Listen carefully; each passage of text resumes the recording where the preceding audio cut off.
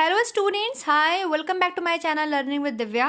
आज से आपके लिए, आप सभी स्टूडेंट्स के लिए जो जिस भी एग्ज़ाम के प्रिपरेशन कर रहे हैं, एलटी की, टीजीटी की, पीजीटी की, डीएसपी की, एडब्ल्यूएस की, असिस्टेंट प्रोफेसर की, नेट की, आप जिस भी एग्ज़ाम की प्रिपरेशन कर रहे हैं आपको बहुत हेल्प मिलने वाली है, क्योंकि आज हम करेंगे होम साइंस में प्रैक्टिस सेट नंबर 1।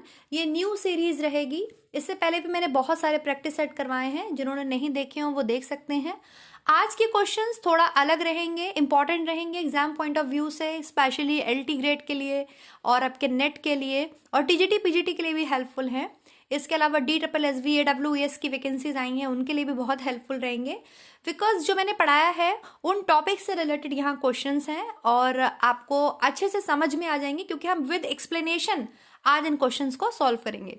तो ये प्रैक्टिस सेट नंबर 1 रहेगा। ऐसे ही करके हम और भी प्रैक्टिस सेट को सॉल्व करेंगे। तो चलिए फिर स्टार्ट कर लेते हैं। Let's start the topic. Now the first question is, पहला क्वेश्चन है आपके सामने, साइज ऑफ ओवम। ओवम का साइज क्या होता है? सबसे पहले तो आपको ये पता होना चाहिए ओवम क्या होता है। ओवम एक फीमेल गैमेट है, ठीक है। मादा के शरीर में उत्पन्न होने वाले एक ऐसी सेल है जिससे नए सेल का निर्माण होता है। जब वो स्पर्म के साथ फ्यूज होता है, मेल गैमेट स्पर्म के साथ फ्यूज होता है, तब एक नए प्राणी का जन्म होता है, ओवम। इसका साइज क्या होता है? 120 माइक्रोन, 130 माइक्रोन, 80 माइक्रोन या 100 माइक्रोन? ओवम का साइज देखिए, जो ओवम का साइज होता है वो होता है आपके ऑप्शन नंबर बी, 130 माइक्रोन। Ovum is largest cell of the human body. अगर हम मनुष्य के शरीर की बात करते हैं तो मनुष्य के शरीर की जो सबसे बड़ी कोशिका है वो ओवम है, जिसका साइज होता है 130 माइक्रोन, ठीक है। अगर हम बात करें मनुष्य के शरीर की सबसे छोटी कोशिका कौन सी है, smallest cell of the human body, वो होती है स्पर्म, ठीक है। उसका साइज कितना होता है स्पर्म का? स्पर्म का साइज आपके होता है 50 माइक्रोन। कितना होता है? 50 माइक्रोन। क्लियर? अब अगर आपसे और डिटेल में जाके एग्जामिनर क्वेश्चन पूछता है तो वो ये पूछता है कि फीमेल की बॉडी में, मतलब महिला के शरीर में सबसे बड़ी सेल कौन सी है, तो ऑब्वियसली ओवम है। जब वो ह्यूमन सेल की सबसे बड़ी बॉडी है, ह्यूमन बॉडी की सबसे बड़ी सेल है ओवम, तो महिला के शरीर में पाई जाती है, तो महिला के शरीर में भी सबसे लार्जेस्ट सेल कौन सी होगी? ओवम होगी। लेकिन महिला के शरीर में सबसे छोटी सेल कौन सी होती है? Smallest cell in the female क्या होती है? वो होती है आपके प्लेटलेट। क्या होती है? प्लेटलेट। समझ में आ रहा है आपको बात? क्या बोला मैंने आपसे यहाँ पर पूछा है साइज ऑफ ओवम। ओवम का साइज हो गया 130 माइक्रोन, और ये क्या होती है? ये सबसे बड़ी सेल होती है ह्यूमन बॉडी की। अगर मनुष्य के शरीर की सबसे बड़ी सेल की बात होती है तो वो है आपके ओवम। मनुष्य के शरीर की सबसे छोटी सेल कौन सी होती है? तो वो होती है आपके स्पर्म। उसका साइज कितना होता है? उसका साइज होता है 50 माइक्रोन। अगर आपसे पूछता है कि महिला के शरीर की सबसे छोटी सेल कौन सी है, तो वो है आपके प्लेटलेट। सबसे बड़ी सेल कौन सी है? तो वो है आपके ओवम, ठीक है। इसके अलावा आपसे पुरुष में भी पूछ सकता है कि पुरुष के शरीर की सबसे छोटी सेल कौन सी है, तो वो है आपके स्पर्म। लेकिन पुरुष के शरीर की सबसे बड़ी सेल कौन सी होती है, ये भी क्वेश्चन आपसे बनता है। Largest cell in the male body, वो होती है आपके न्यूरॉन। कौन सी होती है? न्यूरॉन। तंत्रिका तंत्र की जो आपकी कोशिकाएं होती हैं, न्यूरॉन, वो आपके पुरुष के शरीर में पाई जाने वाली सबसे बड़ी कोशिका है। और सबसे छोटी कोशिका कौन सी है पुरुष के शरीर में पाई जाने वाली? स्पर्म। स्पर्म ह्यूमन बॉडी की भी सबसे छोटी कोशिका है, जिसका साइज कितना होता है? 50 माइक्रोन। तो ये रहा आपका पहला क्वेश्चन। नेक्स्ट क्वेश्चन की तरफ चलते हैं। नेक्स्ट क्वेश्चन है, पीरियड ऑफ जाइगोट, मतलब डिम्ब अवस्था का समय क्या होता है? जो जाइगोटिक पीरियड है उसका टाइम क्या होता है? 0 to 2 years, 2 to 5 week, 0 to 2 week या 0 to 2 month? इसमें से कौन सा आंसर करेक्ट है? जाइगोटिक पीरियड का कितना समय होता है? तो जाइगोटिक पीरियड का समय होता है आपके 0 to 2 week। डिम्ब अवस्था कितने से कितने समय तक की होती है? गर्भाधान से 0 to 2 वीक। जब फर्टिलाइजेशन हो जाता है, मैंने आपको बताया था, जब मैंने फर्टिलाइजेशन आपको पढ़ाया है, इम्प्लांटेशन पढ़ाया है, फर्टिलाइजेशन पढ़ाया है, तो वहां पे मैंने आपको बताया है कि जैसे ही आपके जो मेल गैमेट है, फीमेल गैमेट है, जब वो फ्यूज होते हैं क्या बनता है? जाइगोट बनता है। और उस दिन को हम किस में काउंट करते हैं? 0 डे या 1 डे। और इम्प्लांटेशन होते होते आपके कितना टाइम लग जाता है? 1 हफ्ता तो आपके ब्लास्टोसिस्ट बनते बनते कंप्लीट हो जाता है। ब्लास्टोसिस्ट के बाद आपके इम्प्लांटेशन स्टार्ट होता है, जो कि आपके 10 से 11वें दिन तक पूरा होता है। उस पूरे पीरियड को हम क्या बोलते हैं? उस पूरे पीरियड को हम पीरियड ऑफ जाइगोट बोलते हैं या डिम्ब अवस्था बोलते हैं। ठीक है, तो इसका आंसर क्या हो जाएगा? Answer number C, 0 to 2 week. जिन भी स्टूडेंट्स ने ओवल्यूशन टू इम्प्लांटेशन वाला वीडियो नहीं देखा है वो देख सकते हैं, उनको डेफिनेटली हेल्प करेगा। Question number 3, zygote is a, zygote क्या है बताइए? जाइगोट है एक haploid cell, option number B diploid cell, option number C both A and B, या option number D none of these, इनमें से कुछ भी नहीं। जो जाइगोट है, जो डिम्ब है, जो आपके फ्यूज होता है, स्पर्म और ओवम के मिलने से फर्टिलाइज होता है, एक फर्टिलाइज्ड एग बनता है, न्यू सेल बनता है, सिंगल सेलुलर स्ट्रक्चर होता है उसका, वो क्या है? वो हैप्लॉइड सेल है कि वो डिप्लॉइड सेल है? तो zygote is a diploid cell. मैंने ये डिफरेंस भी आपको बताया है कि ह्यूमन बॉडी में जितनी भी कोशिकाएं पाई जाती हैं वो सब डिप्लॉइड सेल होती हैं, क्योंकि उनमें 46 क्रोमोसोम्स होते हैं। ठीक है, लेकिन मेल में पाया जाने वाला स्पर्म और फीमेल की जो गैमेट सेल होती है ओवम, वो दोनों हैप्लॉइड सेल होती हैं, उसमें 23 क्रोमोसोम पाए जाते हैं। ठीक है, फीमेल में या तो 23 एक्स होंगे, 23 एक्स होंगे, मेल में या तो 23 एक्स बनेंगे या 23 आपके क्या बनेंगे? 23 आपके वाई बनेंगे। ठीक है, तो वो क्या होती हैं? हैप्लॉइड सेल होती हैं। क्लियर हो गया? और जो जाइगोट होता है उसमें दोनों के मिलके कितने क्रोमोसोम्स हो गए? 46 क्रोमोसोम हो गए। तो zygote is a diploid cell. चलिए फिर स्टार्ट करते हैं नेक्स्ट क्वेश्चन की तरफ। Question number 4, inner cell mass gives rise to. जो इनर सेल मास होता है वो क्या देता है?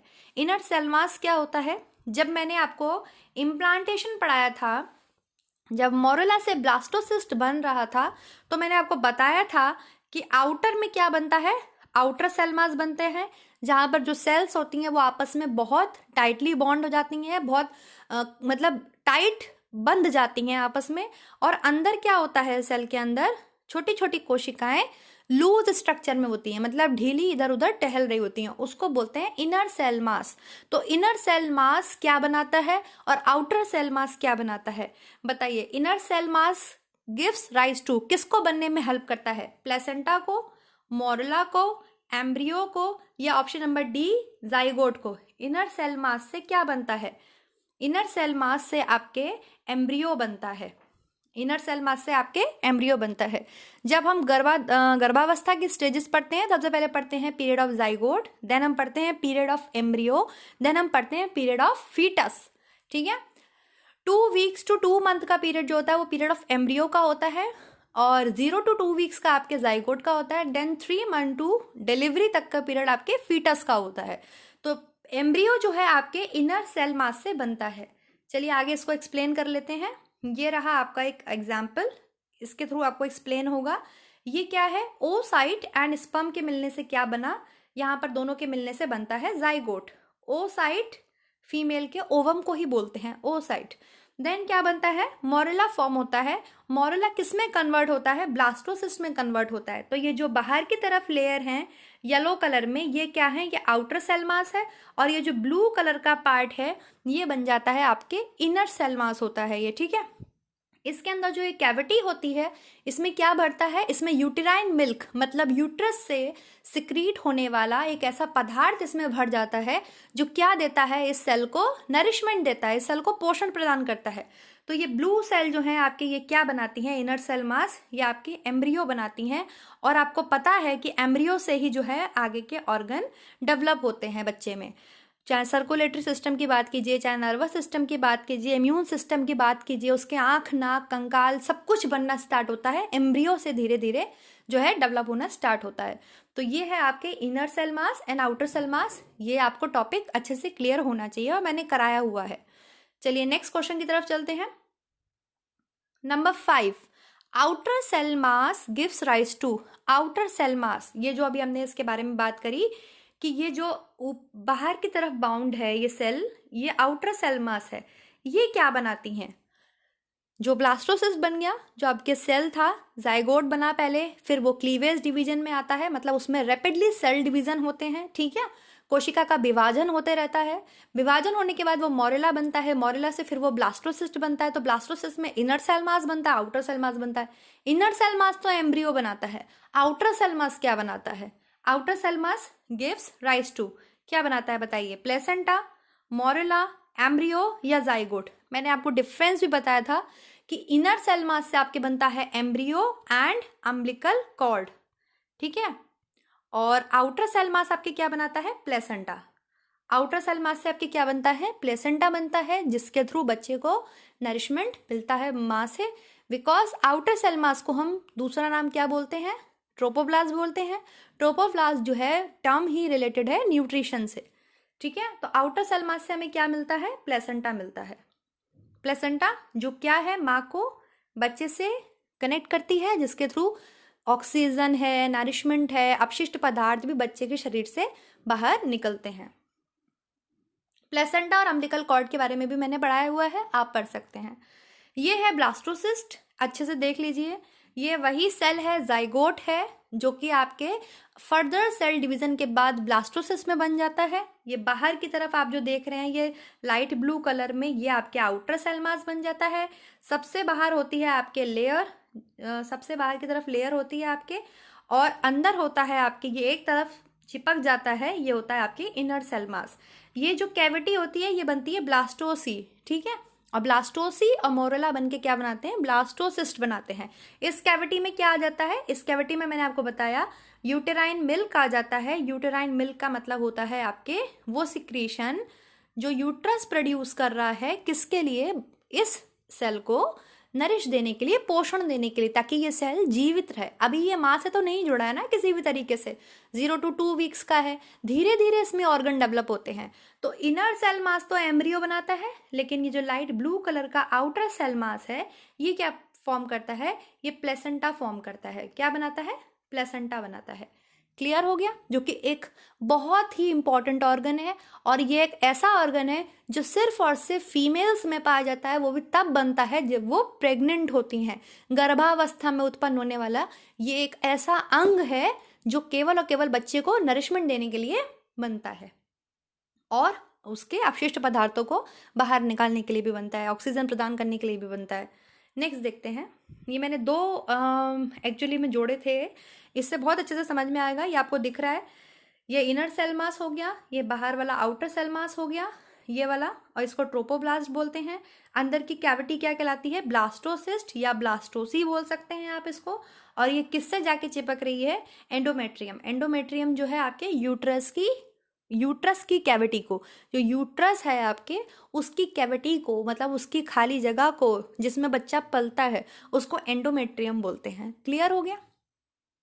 नेक्स्ट देखिए 6th question, inner cell mass is also known as. अभी मैंने आपको इतनी सारी चीजें बताई और पहले भी क्लियर किया है कि inner cell mass outer cell mass को एक नाम दिया गया है, ठीक है। जैसे आउटर सेल मास को ट्रोपोब्लास्ट बोलते हैं, वैसे ही इनर सेल मास को क्या बोलते हैं? प्लेसेंटा, एम्ब्रियोब्लास्ट, ट्रोपोब्लास्ट या जाइगोट? तो जाइगोट नहीं बोल सकते, ट्रोपोब्लास्ट तो आउटर सेल मास को बोलते हैं, इनर सेल मास से एम्ब्रियो बनता है, इसलिए इसको एम्ब्रियोब्लास्ट बोला जाता है। क्या बोला जाता है? एम्ब्रियोब्लास्ट। तो क्वेश्चन नंबर 6 का ऑप्शन क्या हो जाएगा? Option number B, inner cell mass is also known as embryoblast. इससे क्या बनता है? Embryo. Next question, outer cell mass is also known as, मतलब आउटर सेल मास को और अन्य किस नाम से जाना जाता है? बताइए। साइटोप्लाज्म, एम्ब्रियोब्लास्ट, ट्रोपोब्लास्ट या जाइगोट? एम्ब्रियोब्लास्ट तो क्या हो गया? इनर सेल मास। साइटोप्लाज्म कोशिका के अंदर भरा जो पदार्थ होता है उसको हम साइटोप्लाज्म बोलते हैं। साइटोटर्म इज रिलेटेड टू सेल, जो उसको जीवित रखती है, जिसे हम जीव द्रव्य बोलते हैं। जाइगोट तो क्या हो गया? एक न्यू सेल हो गया जो फॉर्म होता है फ्यूजन से, तो ट्रोफोब्लास्ट बोलते हैं। क्या बोलते हैं? ट्रोफोब्लास्ट। और tropho term is related to nutrition, इसलिए आउटर सेल मास जो है वो प्लेसेंटा फॉर्म करती है बच्चे को न्यूट्रिशन देने के लिए। तो outer cell mass is also known as trophoblast. Next देखिए, अब इसको इंग्लिश में भी ट्रोफोब्लास्ट ही लिखेंगे और हिंदी में भी ट्रोफोब्लास्ट लिखेंगे, बिकॉज आजकल एग्जामिनर जो क्वेश्चन देते हैं वो एज इट इज लिख देते हैं हिंदी वाले पोर्शन में भी, ठीक है। ट्रोफोब्लास्ट को ऐसे ही लिख देंगे, तो आप रिलेट करिए, वो ज़्यादा अच्छा रहेगा आप लोगों के लिए। बाकी मैं आपको बराबर समझा तो रही हूँ हिंदी में भी। अरेंज इन ऑर्डर, ऑप्शंस हैं आपके सामने, आपको इन्हें अरेंज करना है एक ऑर्डर में, कौन सा पहले आएगा, पहले से लास्ट में लगाना है। इम्प्लांटेशन, ब्लास्टोसिस्ट, फर्टिलाइजेशन, ओव्यूलेशन, आपको अरेंज करना है ऐसे ऑर्डर में। ये रहे आपके ऑप्शंस, कौन सा सही होगा इसमें, option number 1, option number 2, option number 3 या ऑप्शन नंबर 4। तो फर्स्ट से लास्ट तक लगाना है हमें। तो सबसे पहले आपके होता है ओव्यूलेशन, ठीक है, मतलब ऑप्शन नंबर डी आएगा, तो सेकंड तो हो ही नहीं सकता, यहाँ हमें सब में डी मिलता है। सबसे पहले आपके होता है ओव्यूलेशन, मतलब अंडोत्सर्जन, अंडे का ओवरी से निकलना, क्लियर। देन होता है आपके, अगर वहां फर्टिलाइजेशन हो गया, स्पर्म है, तो क्या बनता है, सेकंड कौन सी प्रोसेस होती है, फर्टिलाइजेशन की, मतलब डी के बाद आपके सी, तो ऑप्शन नंबर 3 भी कट गया।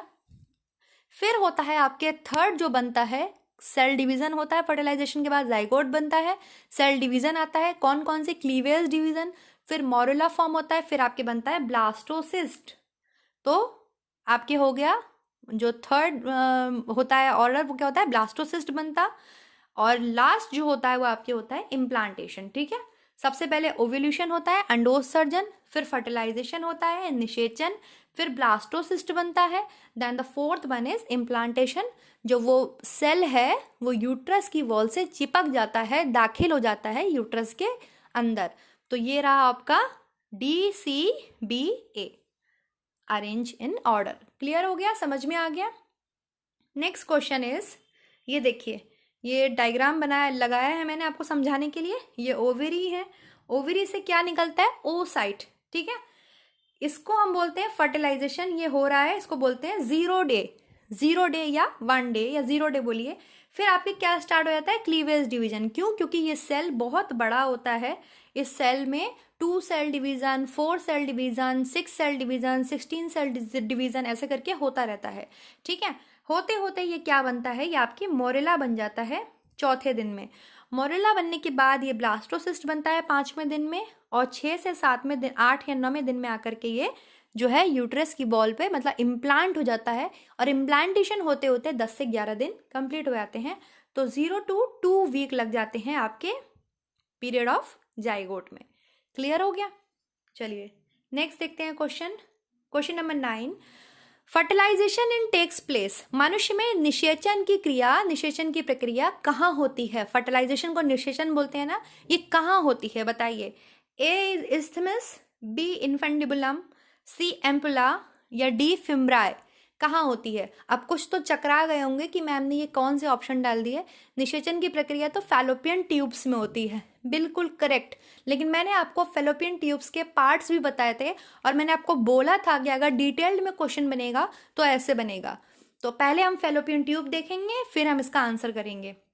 ये है फैलोपियन ट्यूब, ये तो है आपकी ओवेरी, ये इधर आपके यूट्रस है, ये है फैलोपियन ट्यूब। ये वाला पार्ट कहलाता है इसका इंटरस्टिशियल पोर्शन, बीच वाला पार्ट कहलाता है आपके इस्थमस, ये पार्ट कहलाता है आपके एम्पुला। एम्पुला बहुत इंपॉर्टेंट पार्ट होता है, क्योंकि fertilisation takes place in ampulla. मनुष्य में निषेचन की प्रक्रिया फैलोपियन ट्यूब के एम्पुला भाग में होती है, फैलोपियन ट्यूब के एम्पुला पार्ट में या एम्पुला भाग में होती है। ये है आपके इन्फेंडिबुलम, और ये जो हेयर लाइक स्ट्रक्चर है जो ओवरी से ओवम को सक कर लेते हैं उसे फिम्ब्राई बोलते हैं, ठीक है। तो अब आप अच्छे से कर पाएंगे। जिन्होंने वो वीडियो नहीं देखा है वो ये आंसर नहीं कर सकते थे, या कर भी सकते थे अगर उन्होंने पढ़ा है, तो आप वो वीडियो जरूर देख लीजिएगा, आपको हेल्प करेगा। तो अब आप बताएंगे मनुष्य में निषेचन कहाँ होता है। पहली बात तो मनुष्य में निषेचन फैलोपियन ट्यूब्स में होता है, ठीक है, जो ओविडक्ट के नाम से भी जानी जाती हैं, उसे यूटेराइन ट्यूब भी बोलते हैं, उसे जेनाइटल ट्यूब भी बोलते हैं, फैलोपियन ट्यूब बोलते हैं। फैलोपियन ट्यूब के भी अगर आपसे पूछ लिया जाए किस पार्ट में होता है फर्टिलाइजेशन, कहाँ पे स्पर्म और ओवम मिलते हैं, तो वो आपके एम्पुला पार्ट में मिलते हैं, ऑप्शन नंबर सी करेक्ट। चलिए नेक्स्ट क्वेश्चन देखते हैं।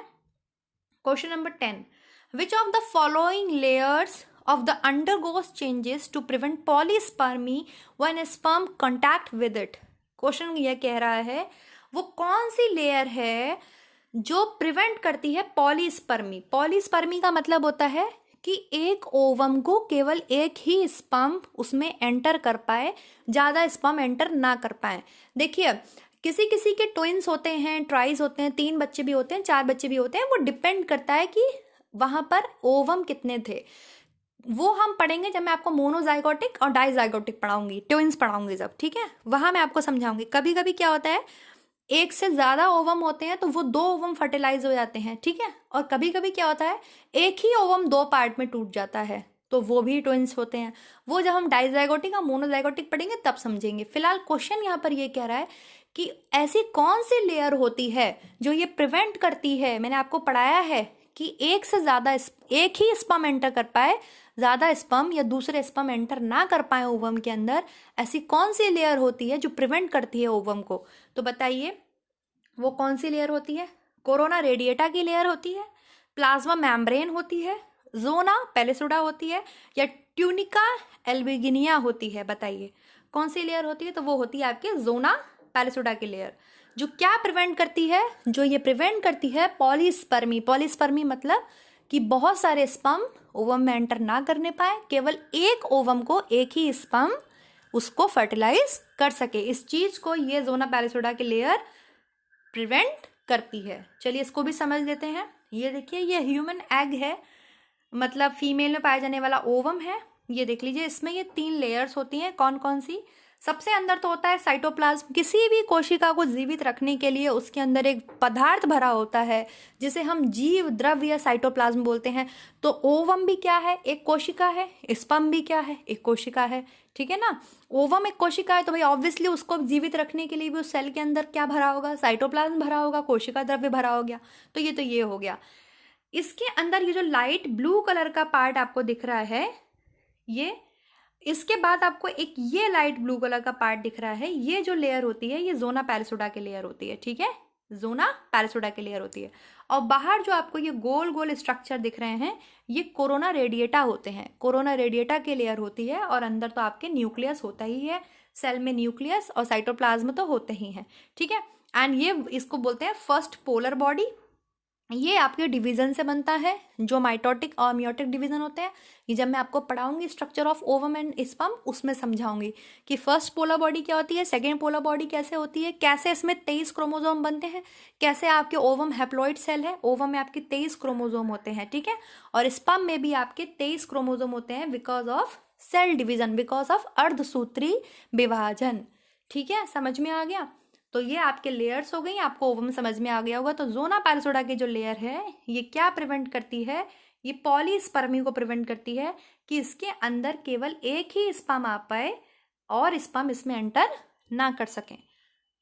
क्लियर हो गया? चलिए फिर नेक्स्ट देखते हैं।